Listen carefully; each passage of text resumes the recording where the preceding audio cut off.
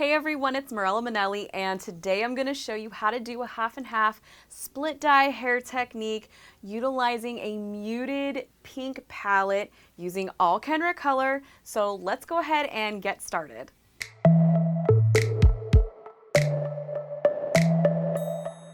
So I'm really excited because today I'm going to be using the relaunch of Kenra Color Creatives.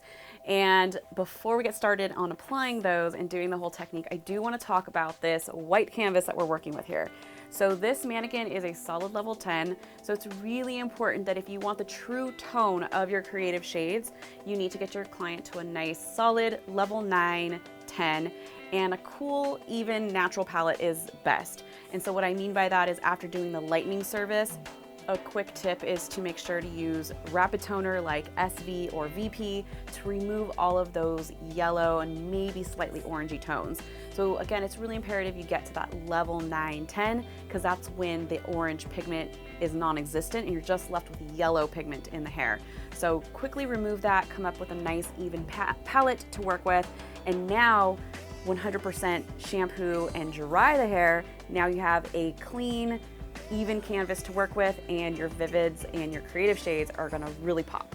So before we get into the application, I'm gonna section this mannequin first. So to do this split tone or half and half hair, whatever you wanna call it, you wanna make sure you have nice clean sections to work with, so that way you have a nice clean working space and you can keep your colors nice and separated. So to get started, I do have my mannequin split right down the middle. And then now I'm gonna take her right from the apex down to behind the ear. And this is gonna create my back section.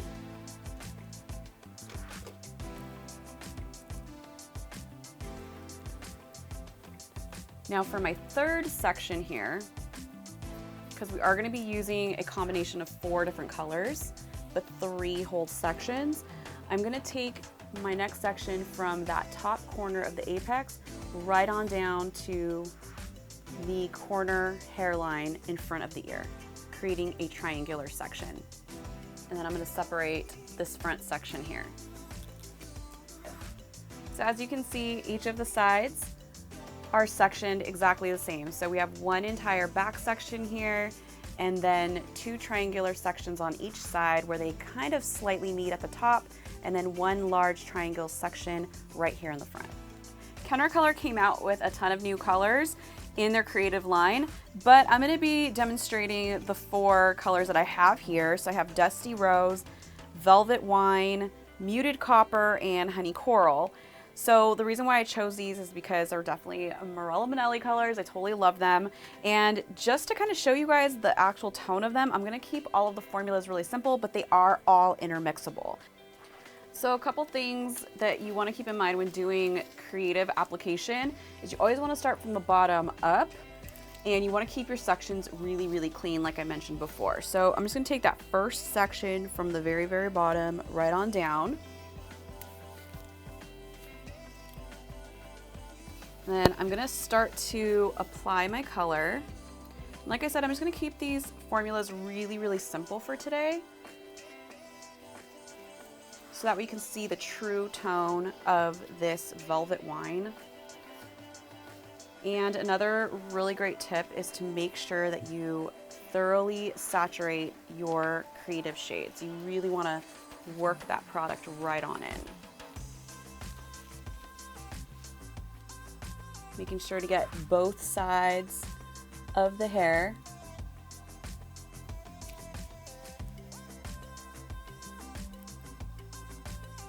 Now you see I already got like a little staining going on towards the top, but no worries because it's going to be the same color. So if you are going to be creating different colors, you want to make sure you keep everything nice and isolated and not do this.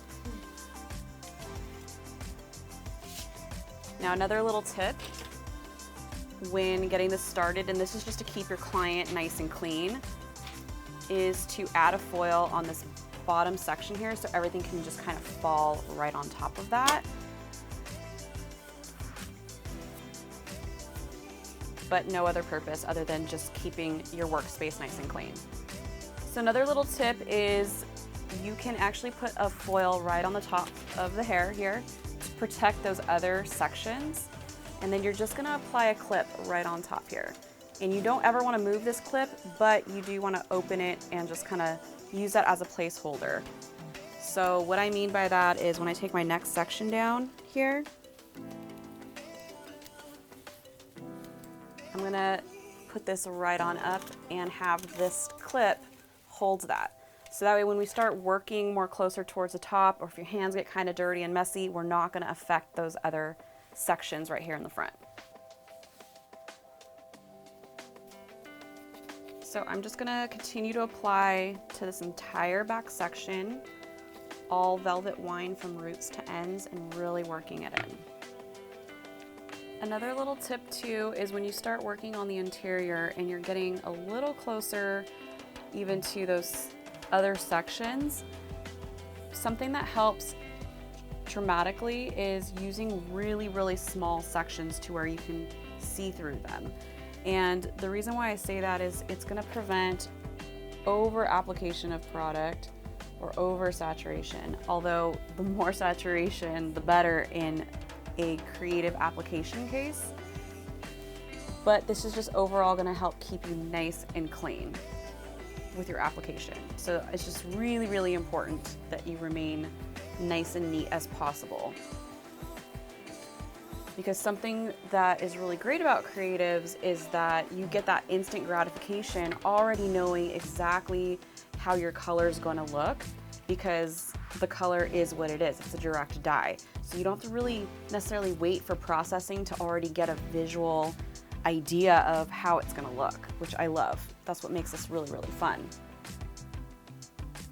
Something else to note is even though we are doing a creative application, this technique can still be applied with regular permanent hair colors and demi-permanent hair colors. So the placement can still remain the same. You can still have tons of fun with it. So this is, again, just kind of that inspiration. So use it for what it is, change up the colors, and really make it your own.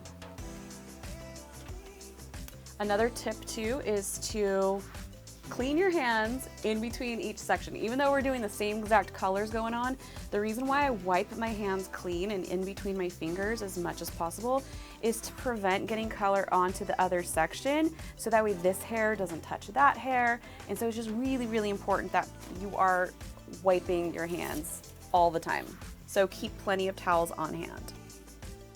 So I'm just gonna take a whole foil here, and I'm gonna turn it in half by taking these end corners and creating a really long foil. So it just makes it a little bit longer than it normally would.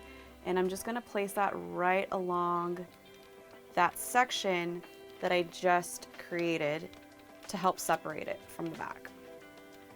All right, so to get started, I'm going to take my first little section right down here. And I just want it, again, pretty thin.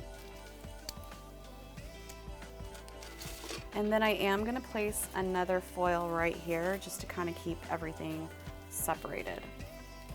So the more separated, the better.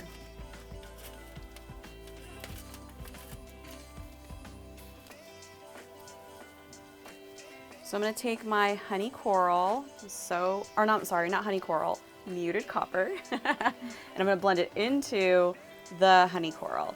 So I'm actually really excited about both of these colors here. And I'm just gonna apply to both sides of my section here, being really, really careful because we do have that back section to kind of worry about. Even though it is separated, it will help. But just try not to overlap. And I'm gonna bring this muted copper down. And this part's kind of up to you as much as you wanna bring it down.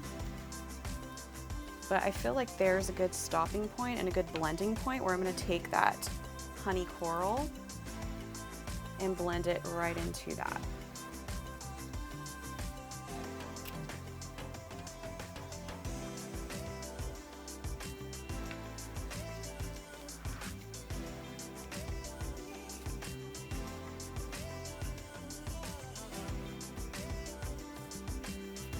right, so now I'm gonna take my next section.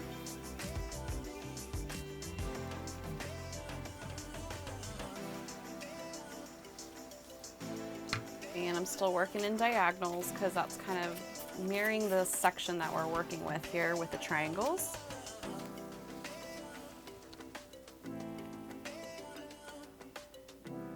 Another thing that I really love about these creatives after I've been playing with them for a little bit is there's not a lot of transfer between colors.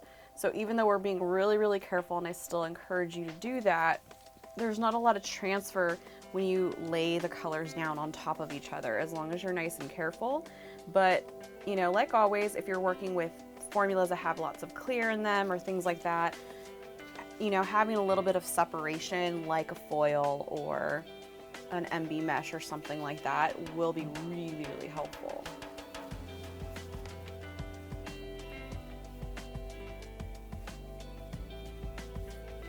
I'm super obsessed with all of these colors that I'm using here. I think they're gonna look so pretty. So like I mentioned before, you kind of get that instant gratification. You know exactly how it's gonna look and how it's gonna transition instantly. Whereas with oxidative dyes, you do have to wait and let it process and see. But with creatives, you kind of already know exactly how it's gonna look. Something to note is I know a lot of people sometimes like to comb through their creatives, and that's totally fine. But when doing this type of technique where you're blending in the two colors, I personally would not comb it through because you could get some color in areas where you don't really want it to be. So just kind of keep that in mind. I think when we get to that front part, I may comb through that color just to kind of demonstrate what it looks like. But that's if you're only working with singular colors.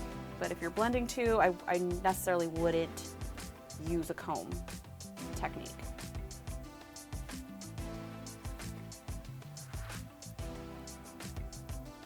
You can also see I'm kind of feathering that honey coral right on up. It is a little bit more lighter and sheerer than the muted copper. But this is my way of blending in those two colors together, and this is where I take my fingers and then just marry them together. All right, so I have both sides completely done. You can see nice clean sections going on. And now I'm gonna get ready to do this front section here. So the best way that I find to tackle this is to just divide this into two sections. And you could take your foils straight forward and in your client's face, but we're gonna pretend this is a real person here, and they're gonna appreciate you so much more if we just took it right on down the center and worked on these on two sections and kind of doing the same exact thing that we did with this side section here. And we're gonna bring these sections right on back. So I'm just gonna take another foil and I'm just going to split it in half again. And we're gonna lay that right on top here.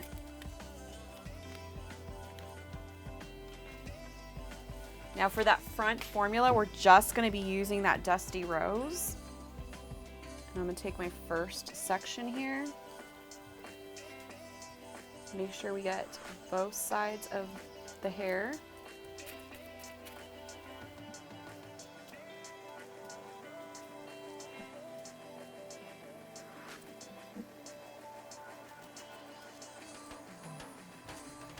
And apply, make sure to saturate. Now this is where I was saying, if you feel like you're working with really large sections and you're still unsure if you're applying the proper amount of product to the hair, and like this is a perfect example, like her ends are just clearly not saturated enough. So I do need to put in more, but this is where you could take your comb and go ahead and comb your product through. But I would only do this if you are working with a singular color, not multiple colors like blending into another. So I'm just gonna continue on taking these sections and laying down my final shade onto both sides of these final sections. Once she's all done being applied, I am going to process her for 20 minutes room temperature. So something to note about your creative shades is they need to be processed for at least 20 minutes. They are non-progressive though, so that means you can leave them on for an hour and it's not gonna do anything bad to the hair. It's just, if anything, gonna continue to like deposit, because it's a direct dye. It's not activated by anything. It's simply staining the hair. So leaving it on longer isn't going to hurt it. So just kind of keep that in mind. But overall, when you're all done, make sure you go around the entire head, make sure she's thoroughly saturated. You can do that by, like I kind of demonstrated earlier, is like fanning out your product or your hair and making sure that the product is on both sides of the head.